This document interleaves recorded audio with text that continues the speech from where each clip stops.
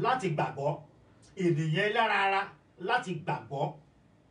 Ṣùgbọ́n ohun kan tí mo mọ̀ ni pé bí ó ti wù kí ènìyàn kó jẹ́ aláìgbàgbọ́ tó, torí pé àwa gẹ́gẹ́ bí ènìyàn, gẹ́gẹ́ bí ẹlẹ́ran ara, a ní àìlera.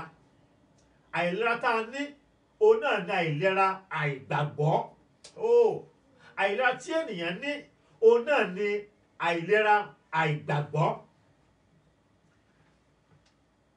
A lè gbọ́dọ̀ mọ̀ pé ẹni tó ṣe ìlérí, ẹni tó ń jẹ́ Ọlọ́run tó ń jẹ́ Adonai, Ọlọ́run tó ń jẹ́ Jehovah, tó ń ṣe ìlérí, ó ní agbára lórí ohun gbogbo, ó ní adẹ́dá, ó ní aṣẹ̀dá, ó ní agbára láti mú ìlérí rẹ̀ ṣẹ.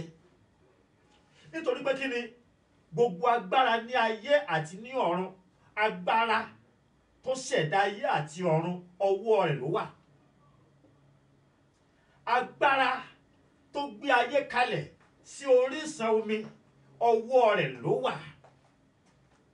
Agbára tó gbé òfurufú sí òkè, tí òfurufú tí ò fi jábọ́, ọwọ́ rẹ̀ ni ó wà. Agbára tó mú kí oòrùn kó máa yọ láti inú àwọ̀ sánmọ̀ tí a fi gbé kọ́ sí orí òfurufú tí ò jábọ́ yẹn, ọwọ́ rẹ̀ ló wà. Ọlọ́run tó ní pé kí oòrùn kó máa jọba ní ọ̀sán, tó ní pé kí òṣùpá kó máa jọba ní òru, agbára yẹn ọwọ́ rẹ̀ ló wà. Nítorí náà ni pé mi ò fẹ́ kí ẹnikẹ́ni tó ń gbọ́ ètò yìí ní àkókò yìí, mi ò fẹ́ kí ẹ mísẹ̀ rárá. Ẹ jẹ́ kí fúgàmì kó tẹ gbogbo àwọn ènìyàn kó tọ̀ wọ́n lọ. Nítorí pé Ọlọ́run máa ṣí ojú rẹ, Ọlọ́run máa ṣí ojú rẹ, Ọlọ́run máa jẹ́ kí orí ibi tí ìlérí ayọ̀ wà fún ọ, àti wípé ní abẹ́ àkóso bó ti wù kí ó rí, Ọlọ́run dá májẹ̀mú kan fún ayé rẹ, Ọlọ́run ṣèlérí kan fún ayé rẹ, èyí tí o gbọ́dọ̀ mú ṣẹ, o gbọ́dọ̀ mú ìlérí yẹn ṣẹ. Ìlérí yẹn gbọ́dọ̀ wá sí ìmúṣẹ nínú ayé rẹ kó o tó kú. Tí o bá kú láì mú ìlérí ṣẹ, inú Ọlọ́run kò ní dùn. Tí o bá kú láì mú ìlérí yẹn ṣẹ, inú Ọlọ́run kò sí kí ni o, kò ní dùn. Nínú ìwé Genesis chapter 17 yẹn, láti ẹsẹ̀ ìkíní, a rí pé Ọlọ́run pa Abraham wípé Abraham má ṣe bẹ̀rù, má ṣe fòyà, wípé èmi ni Olúwa Ọlọ́run rẹ. Ó ní pé rìn níwájú mi kí o sì pé. Kó tó di àkókò yìí, Abrahamu ó gba Ọlọ́run gbọ́, ó ń bá Ọlọ́run rìn, ó ń bá Ọlọ́run sọ̀rọ̀, Ọlọ́run náà ń bá sọ̀rọ̀. Ṣùgbọ́n ní ọjọ́ tí à ń sọ yìí, Ọlọ́run wípé àkókò tó wípé kí òun sọ̀rọ̀ àṣẹ, kó o sọ̀rọ̀ ìlérí sí inú ayé bàbá Abraham. Ní àkókò yìí, Abraham wà ní ọmọ ọdún mọ́kàndínlọ́gọ́rùn-ún, ọmọ ọdún mọ́kàndínlọ́gọ́rùn-ún, 99 years. Ó ní Abraham wà nígbà tí Ọlọ́run pè é láti sọ̀rọ̀ yìí, láti fún ní ìlérí yìí. Arákùnrin àti arábìnrin tó ń wò mí, ọmọ ọdún mélòó ni ẹ̀yin mà? Ọmọ ọdún mélòó ni ẹ̀yin sà? Tí ẹ fi rò wípé ó ti tán, tí ẹ fi rò wípé kò sí ìlérí fún yín mọ́, tí ẹ fi rò wípé ọ̀nà kò lè là fún yín, tí ẹ fi rò wípé ẹ ò lè bímọ, tí ẹ fi rò wípé ẹ ò lè dá ilé iṣẹ́ ńlá sílẹ̀, tí ẹ fi rò wípé ẹ ò lè di ẹni tí ó ń pe àwọn ènìyàn, tí ó tẹ bọ́tì ní ẹ̀ẹ̀kan, tí 100 ènìyàn tí ó dá lóhùn. Kí ni ọjọ́ orí tiyín? At the age of 99, God called Father Abraham. He called him and gave him a promise. Mo gbàdúrà lónìí bí Olúwa ti ń bẹ tí ẹ̀mí ẹ̀ kò yí padà. Gbogbo ẹ̀mí ẹ̀rù, gbogbo ẹ̀mí iyèméjì tó sọ fún ẹ pé ṣé ó sì mékè, ṣé ó sì máa dára fún ọ báyìí, ṣé wàá sì lówó, ṣé wàá sì lu àlùyọ, ṣé wàá sì lọ́kọ báyìí, ṣé wàá sì bímọ báyìí, ṣé wàá sì láya báyìí, ṣé wàá sì lè kọ́lé báyìí, ṣé wàá sì lè ṣe rere báyìí. Gbogbo ẹ̀mí iyèméjì tó ń bá ọjà ní orúkọ Jésù kó gbiná sọnù, torí pé ẹ̀mí ẹ̀rù àti ẹ̀mí iyèméjì kò jẹ́ kí ènìyàn kó lè rìn nínú májẹ̀mú àti ìlérí Ọlọ́run. Ẹ̀mí ẹ̀rù àti iyèméjì kò jẹ́ kí èèyàn kó lè rìn nínú májẹ̀mú àti ìlérí Ọlọ́run. Nítorí náà Ọlọ́run sọ fún Ábúráhámù pé rìn níwájú mi, rìn níwájú mi kí o sì pé. Yẹn ni pé ohun tó lọ́run retí ní ọwọ́ ẹnìkọ̀ọ̀kan náà ni pé number one, tó fẹ́ kí ìlérí Ọlọ́run kó ṣe nínú ayé rẹ, o gbọ́dọ̀ rìn níwájú Ọlọ́run ní pípé.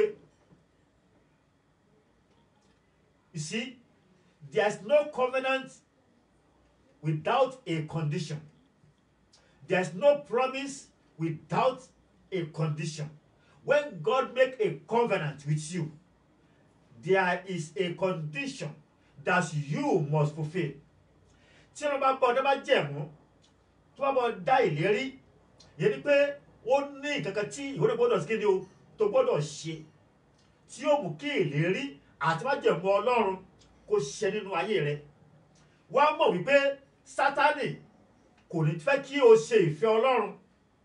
A máa mú ọ gba ọ̀nà yàtọ̀ sí ìfẹ́ Ọlọ́run, wípé kí májẹ̀mú yẹn, kí ìlérí yẹn kó bá sí kíni o kó bá wá sí ìmúṣẹ. Nítorí náà ni pé tí o bá fẹ́ kí májẹ̀mú Ọlọ́run àti ìlérí rẹ̀ kó wá sí ìmúṣẹ nínú ayé rẹ, o gbọ́dọ̀ tẹ̀lé àṣẹ Ọlọ́run. Ṣé mọ̀ pé Yorùbá kan gbàgbọ́ ní kinní kan, wọ́n á ní o gbọ́dọ̀ jẹ ìwọ̀, wọ́n á ní má jẹ ìwọ̀, tó bá ti jẹ ìwọ̀ báyìí, nǹkan báyìí nǹkan báyìí nǹkan báyìí nǹkan báyìí á máa fi ara hàn. Bí ẹni bá ti lọ jẹ ìwọ̀ yẹn pẹ́rẹ́, á rí pé ìdààmú àti kíni o àti wàhálà bẹ̀rẹ̀ nìyẹn. Mo gbàdúrà ní orúkọ Olúwa Ọlọ́run ọmọ ogun, agbára àti oore ọ̀fẹ́ láti rìn ní ìbámu pẹ̀lú ìfẹ́ Ọlọ́run, ilé tí mo fi máa jẹ̀mú àti ìlérí Ọlọ́run kó ṣẹ fún ayé rẹ lórúkọ Jésù á wá sí ìmúṣẹ. Ọ̀pọ̀lọpọ̀ ló wà níta lónìí tó jẹ́ pé ọmọ ológo ni wọ́n, tó jẹ́ pé ọmọ ológo ẹni tí Ọlọ́run sọ pé yóò jẹ́ ní ńlá ni, ṣùgbọ́n ìlérí yẹn ó yẹ̀ nítorí pé wọn ò rìn ní ọ̀nà tí Ọlọ́run fẹ́ mú wọn tọ̀. Arákùnrin àti arábìnrin, nígbà tí Ọlọ́run ṣèlérí fún bàbá Ábúráhámù, Ọlọ́run sọ fún wípé irú ọmọ rẹ̀ á wà ní Genesis chapter 17. Ó ní pé irú ọmọ rẹ̀, ó ní òun mú lọ sí ilẹ̀ ìlérí. Ibẹ̀ gẹ́gẹ́ ni mò ń lọ ní ọ̀sẹ̀ yìí o.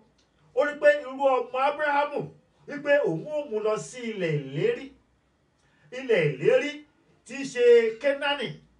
God bless you, Olabisi Rẹ̀mílẹ́kún Díyà. God bless you in the mighty name of Jesus. And Clifford Sabali, God bless you in the mighty name of Jesus. God said he will take his children's children to the land of promise, which is Canaan. But God said something. God gave him a condition. And that condition is this. Ọlọ́run ní pé gbogbo ọmọkùnrin ilé rẹ̀ tàbí ọmọkùnrin tó fi owó rẹ̀ rà, ó gbọ́dọ̀ kọ́ wọn nílà. Olúwa ní pé ó gbọ́dọ̀ ṣe ìkọlà fún gbogbo ọmọkùnrin tó bá ti ara rẹ̀ jáde àti gbogbo ẹrú tó bá fi owó rẹ̀ rà tó ń gbé ní abẹ́ òrùlé rẹ̀, wípé nígbà yìí ó ní ìlérí yìí òun ni yóò wá sí ìmúṣẹ. Ẹ bá gbàgbé ní àkókò tí à ń sọ yìí, Abraham kò tí ì bí Ísákì, Ismail òun ni ó sì wà ní ọwọ́ rẹ̀, eléyìí tí ọmọ ẹrúbìnrin nì tó bí fún òun ló wà lọ́wọ́ ẹ̀. Kò tí ì bí Ísákì tó jẹ́ ọmọ ìlérí. Nítorí náà a rí pé Abraham wá ń ṣiyèméjì pé at my age I'm stricken old, ọmọ 100 ọdún ni mo wà báyìí. ìyàwó mi náà ó wà ní ọmọ 90 years tá pè ní àádọ́rùn ọdún.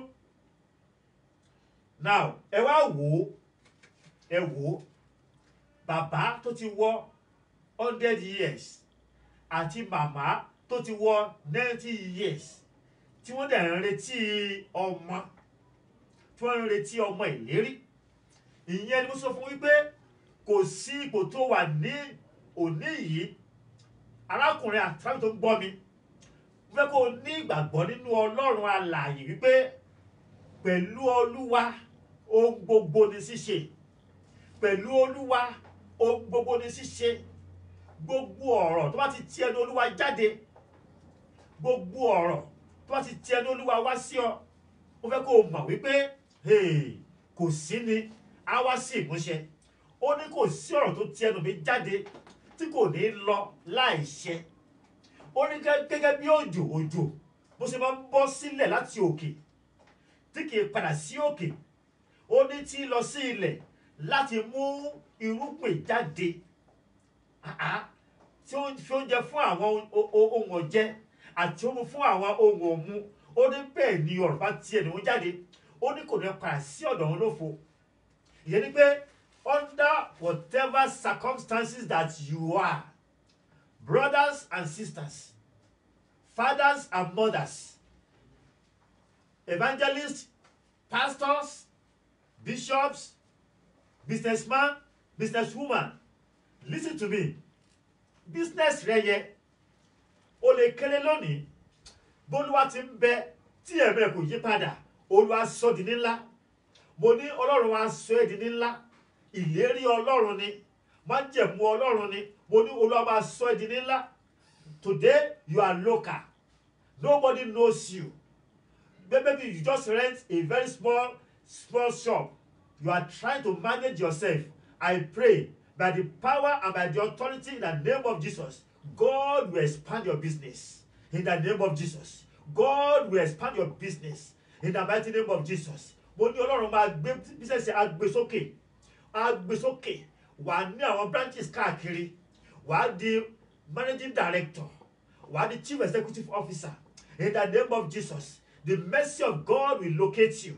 In the mighty name of Jesus. Mo ní kó ní ìgbàgbọ́ pé Ọlọ́run tí ó ń jẹ́ májẹ̀mú àti ìlérí, Ọlọ́run tó ń jẹ́ ìmúṣẹ ìlérí, ó ní agbára láti ṣe gbogbo nínú ohun gbogbo. Adéọlá Owówùmí Akínpọ̀adé, God bless you in the mighty name of Jesus. Ẹni pé Ọlọ́run ní agbára láti ṣe ohun gbogbo. Kò sí ohunkóhun tí Ọlọ́run kò lè ṣe. Níbẹ̀ yẹn, tí bá lọ ka ibẹ̀ dáadáa, a rí pé bàbá Abraham ó wá rẹ́rìn-ín, ó wo ara rẹ̀ wò pé èmi tí mo ti wọ ọmọ 100 ọdún, bóyá ìlérí tẹ̀ ń sọ yìí wípé màá bí ọmọkùnrin kan tí ó máa jẹ́ Ísákì, bóyá ìlérí tẹ̀ ń sọ yìí ẹ kúkú jẹ́ kó sí kíni o, kó ṣe lórí Ismail. Ọlọ́run ní pé rárá o, ìlérí mi kò wà fún Ismail. Isaac ó ní mo dá májẹ̀mú láíláí fún. Orí rẹ̀ ní májẹ̀mú láíláí yóò ti wá sí ìmúṣẹ. Ìyẹn ni pé má dọ̀gbọ́n sí ọ̀rọ̀ ara rẹ. Má dọ̀gbọ́n sí ọ̀rọ̀ ara rẹ. Ìwọ pásítọ̀ tó wò mí, má dọ̀gbọ́n sí ọ̀rọ̀ ara rẹ. Bóyá o ní èrò ní chọ́ọ̀chì, ó wá ní pé kó lọ dọ́gbọ́n sí, kó lọ ṣe kankan tó máa mú àwọn èrò wá. O ti kúrò nílànà Ọlọ́run. O ti kúrò ní ìlànà Ọlọ́run. Ìlànà èṣù ní pé ọ̀fẹ́ kó, you are moving from the covenant of God to the covenant of the devil. You are no longer in the covenant of God, but you are going into the covenant with the devil. Yẹ ni pé Ọlọ́run ní ìgbà àti àkókò tí ó fẹ́ mú ìlérí rẹ̀ ṣẹ nínú ayé rẹ̀. Ìwọ dúró dè, má kàn ju Ọlọ́run lọ.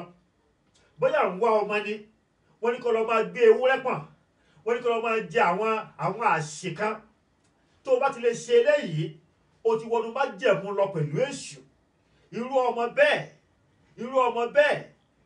ló máa ń pa ìyá wọn ní ìkẹyìn. Irú ọmọ bẹ́ẹ̀ ló máa ń gún bàbá wọn ní ọ̀bẹ ní ìkẹyìn, nítorí pé láti ọ̀dọ̀ Sátánì òun náà ti gbà á. náà mo ṣe ń rọ̀ ní wákàtí tó ń gbọ́rọ̀ mi yìí, dúró de àkókò tí Ọlọ́run, dúró de àkókò tí Ọlọ́run, àkókò rẹ̀ ó máa dé, ìlérí máa ṣẹ, ìlérí máa ṣẹ, mo ní ìlérí máa ṣẹ. Ọlọ́run wá sọ fún Ábúráhámù pé ohun tí yóò ṣe náà ni pé kó rí pé òun kọ àwọn ọmọ ọkùnrin rẹ̀ ní ilà, pé bá ti ṣe léyìí májẹ̀mú yẹn á jẹ́ májẹ̀mú ayérayé, májẹ̀mú ayérayé. Ìyẹn ni pé májẹ̀mú tí kò ní ìbẹ̀rẹ̀, májẹ̀mú tí kò ní òpin.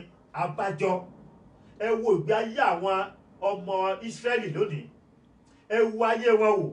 Nítòótọ́ wọ́n kéré níwọ̀nba, ṣùgbọ́n kò sí ẹni náà, kò sí orílẹ̀-èdè náà, kò sí orílẹ̀-èdè alágbára náà tó lè kojú Ísírẹ́lì, nítorí pé májẹ̀mú Ọlọ́run, májẹ̀mú ayérayé èyí tí Ọlọ́run bá Ábúráhámù dá títí di òní yìí ó wà nínú ayé wọn. tó náà mo sì ń rọ̀ ẹ́ pé má dọ̀gbọ́n sí ọ̀rọ̀ ara rẹ. Fatima Mohammed, God bless you in the mighty name of Jesus. God bless you in the mighty name of Jesus. Ọlábísí Rẹ̀mílẹ́kúndíà, God bless you in the mighty name of Jesus. Má dọ̀gbọ́n sí ọ̀rọ̀ ara rẹ. Má ti rúpọ̀ fẹ́ ní owó kó o lọ wọ ẹgbẹ́ òkùnkùn. O fẹ́ lówó, o fẹ́ lọ́lá, o fẹ́ jẹ́ ènìyàn, o fẹ́ lókìkí, o wá lọ wọ ẹgbẹ́ òkùnkùn, Ọlọ́run wọ ẹgbẹ́ awo. Jẹ́ kí n sọ fún ọ wípé ohunkóhun tí Sátánì bá fún ènìyàn kò lè pẹ́. Kò sóhun tí Sátánì fún ènìyàn, kò sóhun tó wà lọ́wọ́ Sátánì tó lè bá ọ dalẹ̀, kò sí. Tó bá fún ọ ní adìrẹ yóò fi béèrè ẹṣin ní ọwọ́ rẹ. Torí náà ni pé dúró de àkókò Ọlọ́run, dúró de ìlérí yẹn. Ó ní bí ó tilẹ̀ pẹ́, ó ní dúró, ó ní dúró, ó ní yóò ṣẹ. Ó ní pé dúró, jọ̀wọ́ rọ́jú dúró, má ṣe kún. Dúró, dúró, ṣàròjù dúró, má ṣe kún. Dúró má ṣe kún, dúró má ṣe kún. Wàá bí ọmọ yẹn, mo ní wàá bí ọmọ. Níwọ̀n ìgbà tó sì ń wá láyè tó rábà ṣàkádà yàbá, ó wà láyé, ó wà láyè. Mo ní wàá bí ọmọ, má sọkún mọ́. Ìwọ náà ó finú ṣoyún. Mo ní wàá fi ẹ̀yìn gbé ọmọ pọ̀n. Nítòótọ́ ó ṣe àṣìṣe sẹ́yìn, ó ṣe àwọn kan tí ó yẹ kó o ṣe sẹ́yìn, ṣùgbọ́n nítorí pé Ọlọ́run jẹ́ Ọlọ́run aláàánú, mo ní Olúwa dáríjì ọ́, mo ní Olúwa ṣàánú fún ọ. Wọ́n tó ń sunkún lórí ọmọ, tí ó sunkún lórí ọmọ pé ọmọ yìí náà ni, mo ní orúkọ Olúwa, mo ní Ọlọ́run yóò dáwọ́ lé ọmọ yẹn, Jehovah yóò dáwọ́ lé ọmọ yẹn. Mo ní ọmọ yẹn yóò yá rere, mo ní ọmọ yẹn yóò ṣe rere. Wo ìwọ òbí tó ń gbọ́ mi ní wákàtí yìí, má jẹ́ kí ọkàn rẹ kó dàrú, má jẹ́ kí ọkàn rẹ kó dààmú. Ìlérí Ọlọ́run á wá sí ìmúṣẹ. Bí ayé gbógun, bí èṣù halẹ̀ jù bẹ́ẹ̀ lọ, mo ní ìlérí Ọlọ́run á wá sí ìmúṣẹ. Ẹ wá wò ó, ní ìkẹyìn Ábúráhámù ó bí Ísákì, ó bí ọmọ ìlérí. Látorí Ísákì ó ní ìlérí ti bẹ̀rẹ̀ wọnú ayé Jákọ́bù. Gẹ̀rẹ̀gẹ̀rẹ̀ Ísírẹ́lì ó di orílẹ̀-èdè. Ṣùgbọ́n ẹ má gbàgbé pé ìrìn àjò ọmọ Ísírẹ́lì ó jẹ́ ìrìn àjò tó kún fún ìdààmú àti wàhálà. Ìrìn àjò tó kún fún wàhálà àti ìdààmú ni. Ẹ má gbàgbé wípé nípasẹ̀ Jósẹ́fù ó ní wọ́n ṣe wọ ilẹ̀ Íjíbítì lọ. Díẹ̀ wọ́n gbilẹ̀ ní Íjíbítì, ṣùgbọ́n wàhálà dé bá wọn. Torí pé ọba kan jẹ tí ò mọ Jósẹ́fù mọ́, ọba kan jẹ tí ò rántí ìṣerere Jósẹ́fù mọ́. Àwa rí pé ó wá wà ní wàhálà, ó wà ní ìdààmú, ó wà ní ìṣòro, ó wà ní ìmúnisìn. Ẹ̀rù wọn bà wọ́n pé níbo ni a fẹ́ gbé eléyìí gbà. Ṣùgbọ́n Ọlọ́run àánú ó gbé ẹnìkan dìde fún wọn. Ó gbé Mósè dìde fún wọn.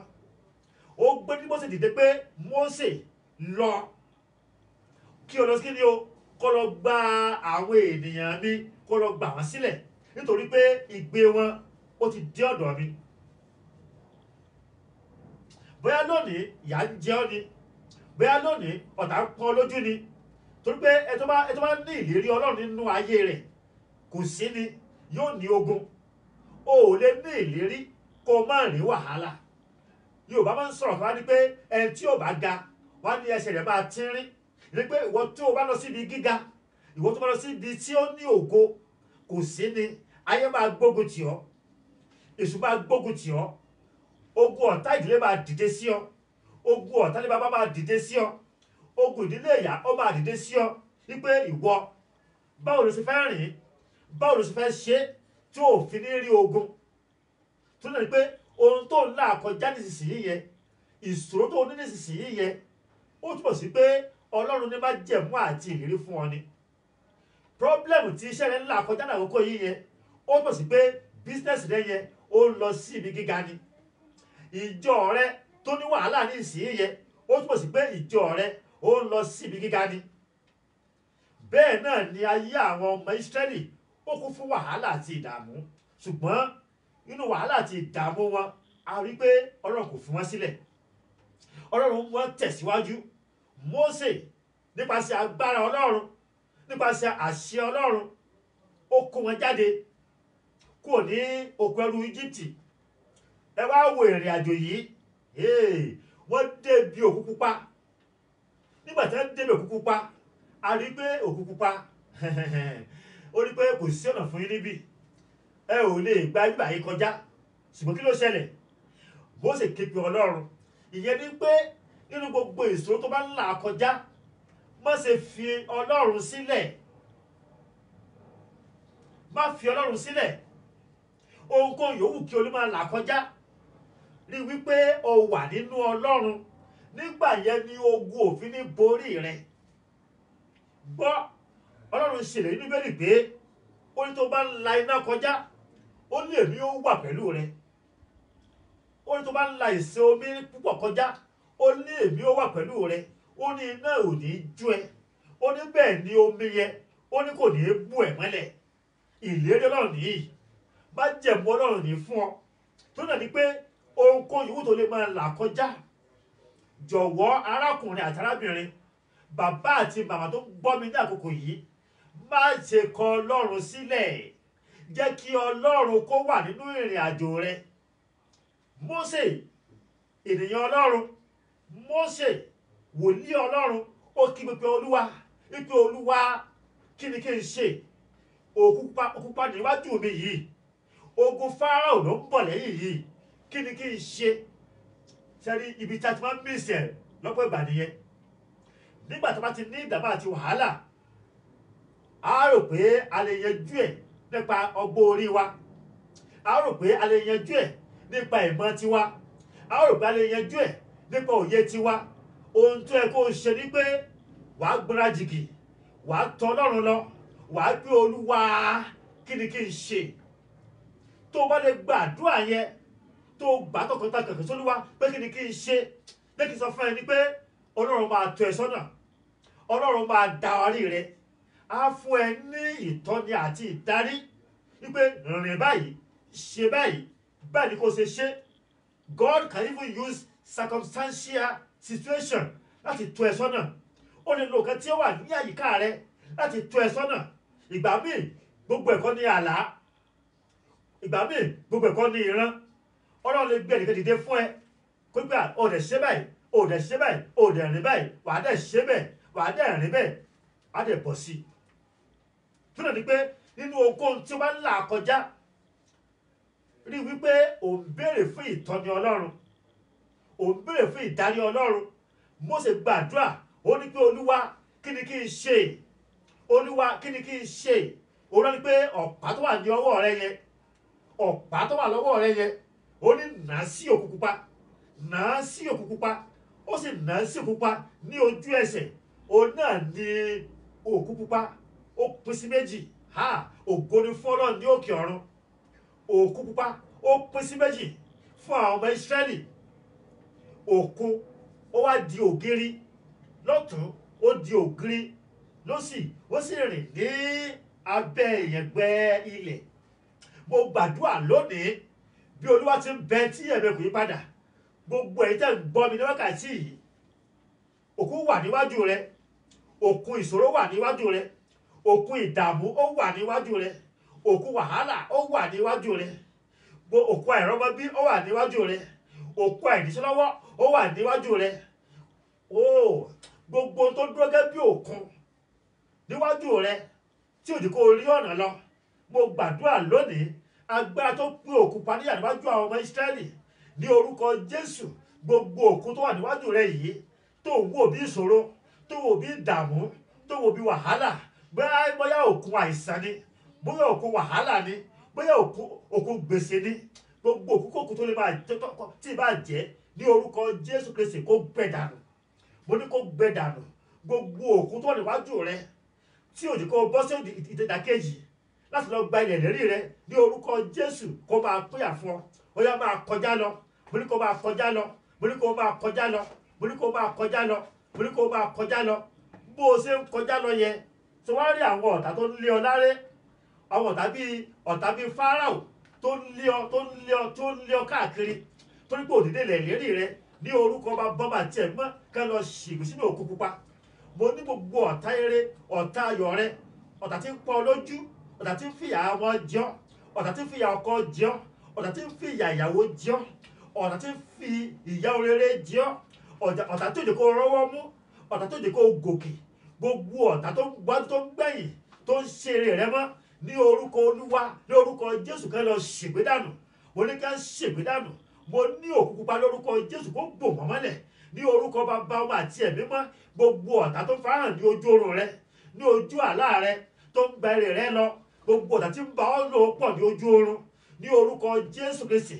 Gbogbo ọ̀tá tí ń gbé oúnjẹ wá fún ọ ní ojú oorun, gbogbo ọ̀tá tó gba kọ́kọ́rọ́ èrè rẹ, gbogbo ọ̀tá tó gba kọ́kọ́rọ́ ayọ̀ rẹ lọ ní orúkọ Jésù Kristi. Mo ní kí wọ́n nú òkun pupa kẹ́ ṣègbè dànù. Mo ní wọ́n ti ṣègbè dànù. Wọ́n ti ṣègbè. Ṣègbè Fáráò òun àti àwọn ọmọ ogun rẹ̀ wọ́n jẹ́ alágídí, wọ́n jẹ́ ọlọ́kàn líle torí pé Ọlọ́run ti fi agbára rẹ̀ hàn fún wọn ní inú ìlú Egypt tẹ́lẹ̀tẹ́lẹ̀, ṣùgbọ́n wọn à gbọ́, wọn à gbà.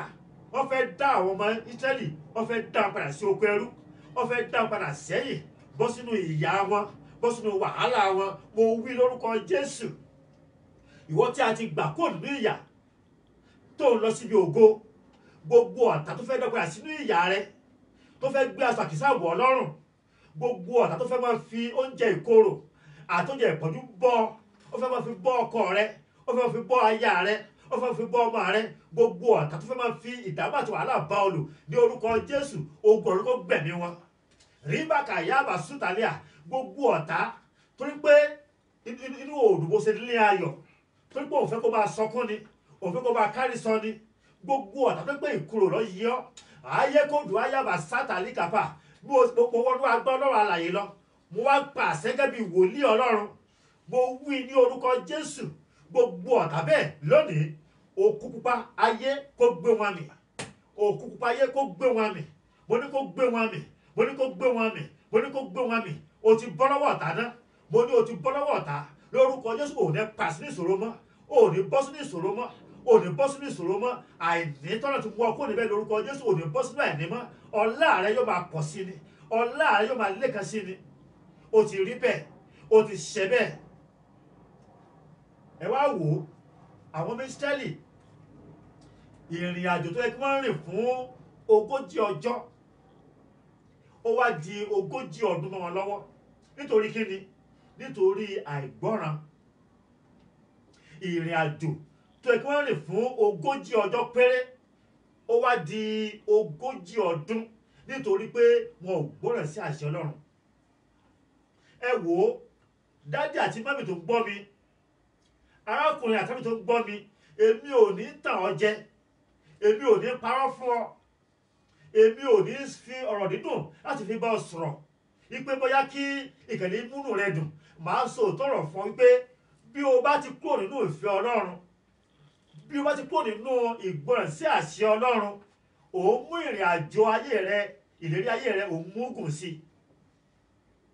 ìrìn àjò tó kó rìn ìtọ́ kó tì ọ́ lọ́wọ́ láàrin oṣù mẹ́fà tó o bá kíyèsára ọdún mẹ́fà wá sì máa le ìtọ́ kó tì ọ́ lọ́wọ́ láàrin wákàtí kan tí o bá kíyèsára ọjọ́ mọ́kànlélógún o lè wà síbẹ̀. Ẹ̀wọ̀n tó ṣẹlẹ̀ Daniel ti gbàdúrà sí Ọlọ́run nínú ìwé Daniel, ó ti gbàdúrà, Ọlọ́run ti gbọ́ àdúrà Daniel kò mọ̀ pé àdúrà wọn ó ti gbà, wípé Ọlọ́run ti fún òun ní èsì àdúrà, òun sì dúró ti gba èsì àdúrà, ṣùgbọ́n àdúrà yẹn ti gbà already. Ṣùgbọ́n ẹnìkan dúró ní òkè tó ń pè ní balógun Páṣíà, ó sì wá dúró, ó wá tako àdúrà Daniel, ó mú àdúrà yóò dé lọ́nà for good 21 days. Can you imagine? Àdúrà tí ọjọ́ tó ti kúrẹ̀ tó ti gba àdúrà yẹn, ó ní àdúrà yẹn ti gbà, ṣùgbọ́n ẹnìkan dúró níbì kan, ó di àdúrà yẹn lọ́nà. Mo gbàdúrà ní orúkọ Olúwa Ọlọ́run ọmọ ogun, wò ohun tó ṣe tí ó dènà àdúrà rẹ, ohun tí ó ṣe tó fi ní rí ire Ọlọ́run, ohun tí wàá ṣe tó fi ní rí ìbùkún Ọlọ́run, tàbí tó ń ṣe lọ́wọ́lọ́wọ́ tó ń dènà àdúrà rẹ, lórúkọ Olúwa Ọlọ́run yóò ṣe ọ níyèsí. Ọlọ́run máa ṣe ọ níyèsí. Torí ní lọ́lọ́pọ̀ ìgbàgbà míì èyí lè máa ṣe nǹkan míì tí ò ní mọ̀ pé nǹkan tó ń ṣe yẹn kò ṣe dára rárá. Ó lè jẹ́ pé nǹkan bínú ni, bóyá ọkàn bínú, bóyá ìbínú yẹn gẹ́gẹ́ ló dènà àdúrà rẹ, bóyá ọmọ ń sọ̀rọ̀ jù ni, bóyá ọ̀rọ̀ tó máa ń sọ jù yẹn ló dènà àdúrà rẹ, ò mọ̀. Bóyá àwọn ọ̀rẹ́ tó ń kó káàkiri, ẹlòmíì bí dápé kò nídìí kó máa kó ọ̀pọ̀lọpọ̀ ọ̀rẹ́ káàkiri, ọ̀rẹ́ gan ní ṣe, ọ̀rẹ́ gan ní dènà rẹ̀. Mo gbàdúrà lórúkọ Olúwa Ọlọ́run gbogbo ohun tó ń ṣe gẹ́gẹ́gẹ́gẹ́ sẹ́ tí ò jẹ́ kí àdúrà yẹn kó gbà, lórúkọ Jésù Ọlọ́run yóò ṣe ọ lójú sí, Ọlọ́run máa ṣe ọ níyèsí, mo ní ìrẹ́ máa ṣí sí. Ẹ wá wò, àwọn Ísírẹ́lì wá rìn ní aginjù, wọ́n rìn ní aginjù fún 40 ọdún, ṣùgbọ́n ògo ni fún Ọlọ́run ọ̀run wípé àánú Ọlọ́run kò fún wọn sílẹ̀, ẹwà Ọlọ́run kò fún wọn sílẹ̀. Wọ́n wá tẹ̀síwájú, nínú ìrìnàjò yìí. Kí ló wá ṣẹlẹ̀ mà? Ká tó mú wá sí ìdánudúró, kí ló ṣẹlẹ̀? Ọ̀pọ̀ wọn ló kú sínú aginjù, ọ̀pọ̀ ọmọ Ísírẹ́lì ló kú sínú aginjù yìí. Àwọn tó kù tí wọ́n wọ ìlérí Kénáánì, àwọn méjì péré lẹ́jọ́ bẹ̀rẹ̀ tí wọ́n jẹ́ yọrí ẹ̀. Òun náà ni Joshua àti Caleb. Àwọn ni wọ́n jẹ́ àwọn tí wọ́n jẹ́ original people tí wọ́n jọ bẹ̀rẹ̀ rìn àjò láti ilẹ̀ Egypt tó wọ Kénáánì lọ. Mo gbàdúrà lórúkọ Jésù, ò ní kú sínú àjò ìlérí rẹ ní orúkọ Olúwa.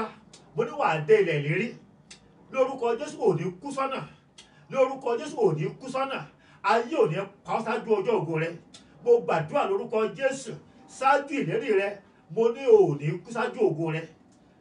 Mo ní ò ní kú ṣáájú ògo rẹ lórúkọ Jésù. Ọmọ rẹ ò ní kú ṣáájú ògo rẹ. Mo ní ọkọ rẹ kò ní kú ṣáájú ògo rẹ. Mo ní aya rẹ yẹn kò ní kú ṣáájú ògo rẹ. Èmi náà tí mò ń gbàdúrà fún yín ní orúkọ Olúwa, mi ò ní kú ṣáájú ògo mi. Mo ní lórúkọ Jésù ẹ rí ògo lò. Mo ní ẹ ó dé ilẹ̀ ìlérí yín. Àwọn méjì péré ló wá dé ilẹ̀ ìlérí, Joshua àti Caleb àti àwọn ọmọ tí wọ́n bí nínú aginjù, òun ni wọ́n wá dé ilẹ̀ ìlérí. Nínú ìwé Joshua orí 5, Ọlọ́run wá sọ fún Joshua wípé ohun tó ṣe nísìnyí wípé àwọn ọmọ tí ẹ ti bí yẹn sí aginjù tí ẹ ò tí ì kọ́ ní ilà, kọ́ wọ́n ní ilà. Gbogbo ọkùnrin tó wà ní àárín yín tí a bí sí aginjù, kọ́ wọ́n ní ilà. Tó bá kọ́ wọ́n ní ilà, nígbà yẹn ni ìlérí yóò á di múṣẹ. Ẹ má gbàgbé nígbà tí mo bẹ̀rẹ̀ ẹ̀kọ́ yìí wípé Ọlọ́run sọ fún Ábúráhámù pé kí ìlérí kó tó ṣe nínú ayé Ábúráhámù, ó gbọ́dọ̀ kọ́ gbogbo ọmọkùnrin ilé rẹ̀ ní ilà, àti eléyìí tó fi owó rẹ̀ rà kọ́kọ́ wọ́n ní ilà. The same ọ̀rọ̀ náà ni Ọlọ́run sọ fún Joshua pé ó yá àwọn ọmọ tí ẹ ti bí sí aginjù táwọn tí ì kọ́ nílà, ẹ lọ kọ́ wọ́n nílà kẹ́lẹ́ bá gba ilẹ̀ lérí yín. Torí náà ni pé kó o tó wọ inú ilẹ̀ lérí rẹ lọ, kó o tó gba ìlérí Ọlọ́run nínú ayé rẹ, o gbọ́dọ̀ tẹ̀lé ìtọ́ni, o gbọ́dọ̀ tẹ̀lé ìlànà Ọlọ́run. Kí ni Joshua ṣe?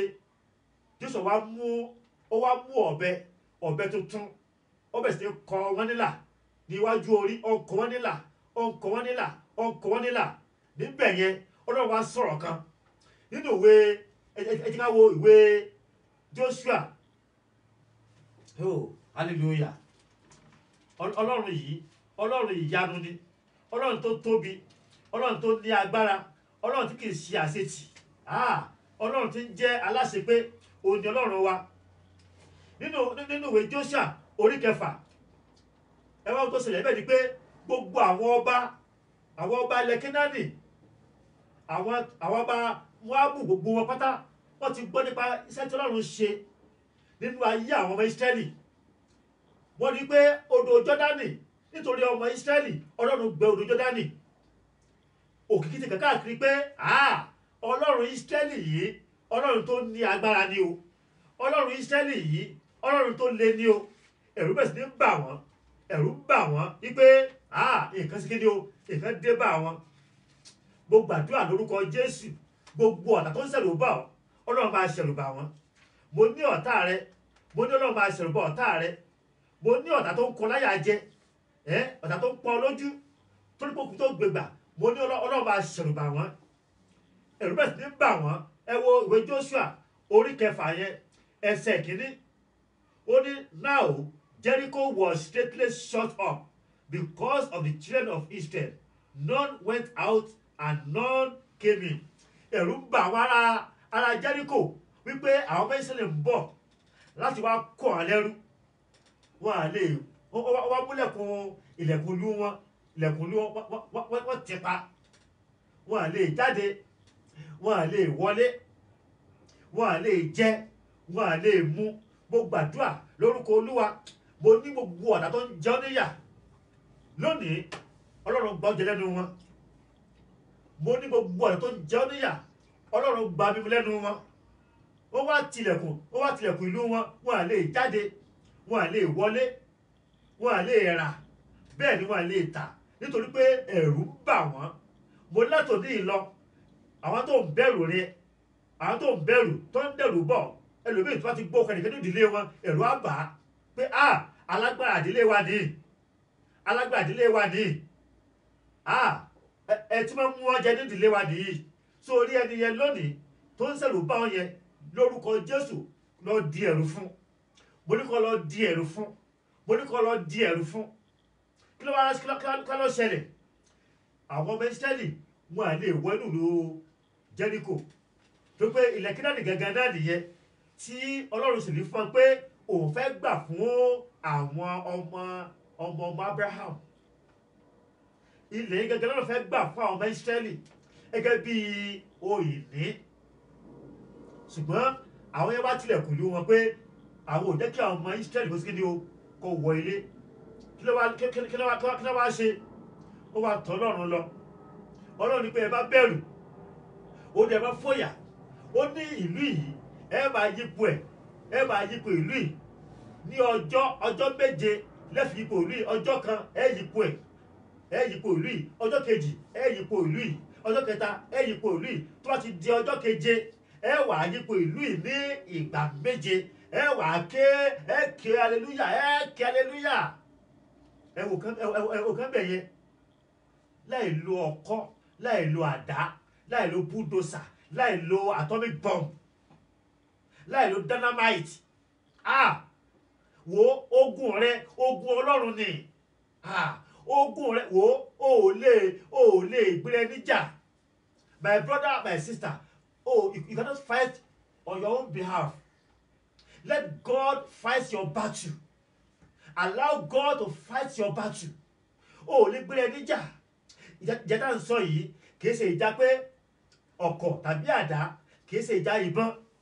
À ń sọ nípa Olúwa Ọlọ́run ọmọ ogun. Olúwa tó le, tó ní agbára, Ọlọ́run tí kò ṣeé rí fín, Ọlọ́run tí kò ṣeé dè lọ́nà, Ọlọ́run tí kò ṣeé bájà, Ọlọ́run iná ajónirun, Ọlọ́run tó ń jẹ́ El Shaddai, ríkàdàyàbà màsútà líkàpà. À ń sọ nípa Ọlọ́run tí kì í lu ọ̀kọ̀, Ọlọ́run tí kì í lu àdá, Ọlọ́run tí kì í lé èdè kó tó mú ènìyàn, Ọlọ́run tí kì í kẹ́lẹ̀ kó tó wọlé. Ẹ wá wò ó, àwọn ọmọ Ísírẹ́lì wọ́n wá gbọ́ràn sí àṣẹ yìí ọjọ́ kìíní